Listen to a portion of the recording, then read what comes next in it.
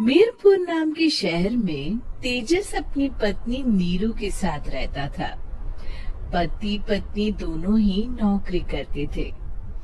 एक दिन तेजस गांव अपनी माँ के पास फोन करता है। हेलो, प्रणाम माँ। जीते रहो माँ, तुम दादी बनने वाली हो हैं? अरे वाह, ठीक है बेटा, मैं कल ही आती हूँ। जब माँ जी शहर पहुंची तो बेटे बहू ने बहुत अच्छे से स्वागत किया। लीजिए माँ जी, चाय।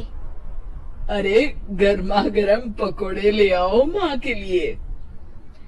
नीरू रसोई में गई और 2 मिनट में ही पकोड़े ले आई। जी, ये लीजिए। बहू, जादू से बनाए हैं क्या? अभी तो रसोई में गई थी। यम्मी।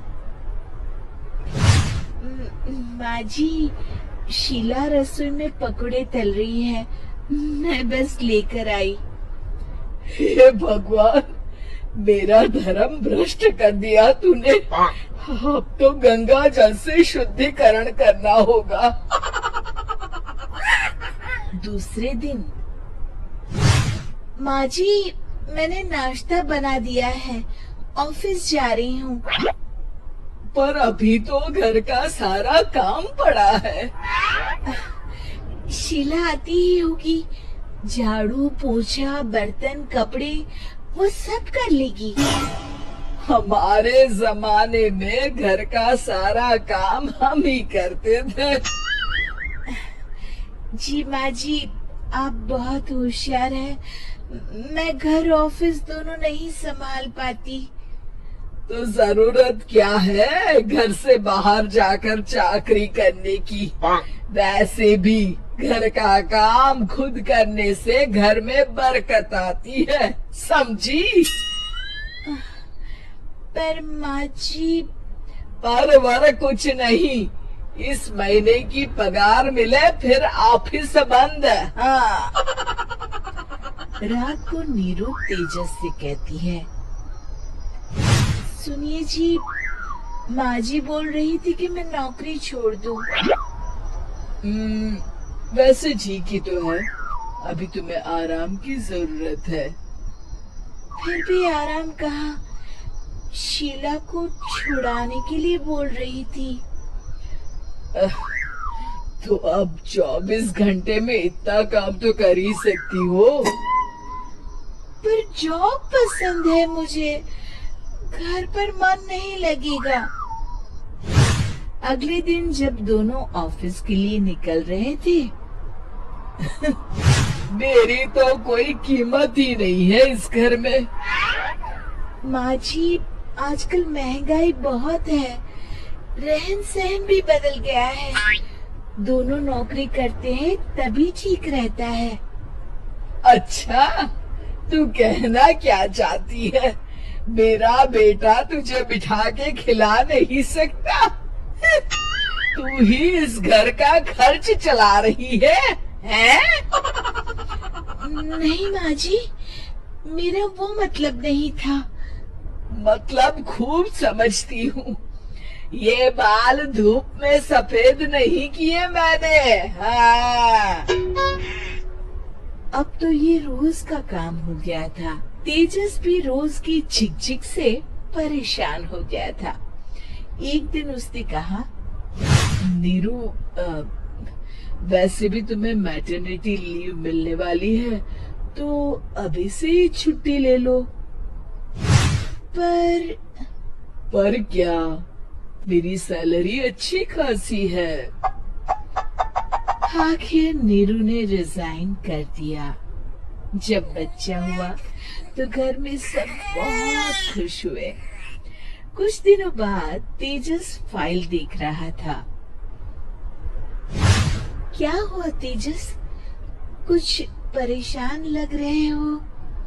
हाँ, वो हमारी जितनी सेविंग्स थी वो तो हॉस्पिटल में और छठी के फंक्शन में खत्म हो गई है नीरू। और अभी वैसे मंदी चल रही है तो मैं बोल रही थी कल मुन्ना को हेपेटाइटिस का टीका लगवाना है। नीरू, क्या पोस्टपोन नहीं कर सकते?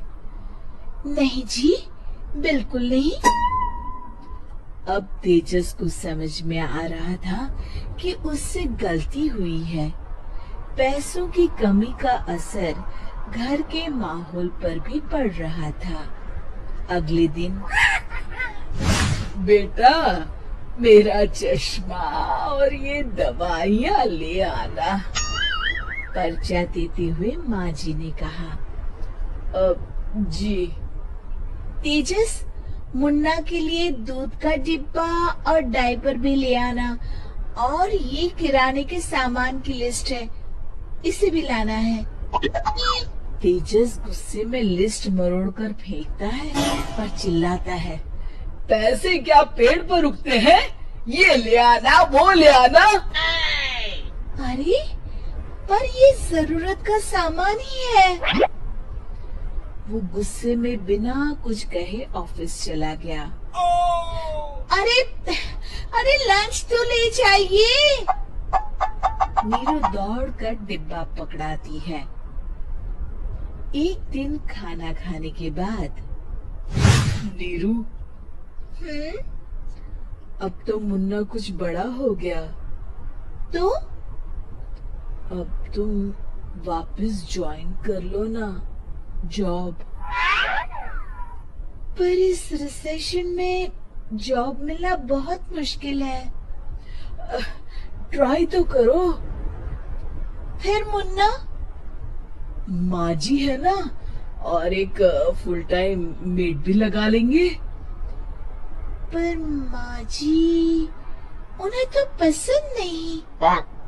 तभी माँ जी वहाँ आ जाती है और प्यार से नीरू के सर पर हाथ फेरते हुए बोलती है, अब मेरी समझ में आ गया बहू, पहले के और अब के समय में अंतर है।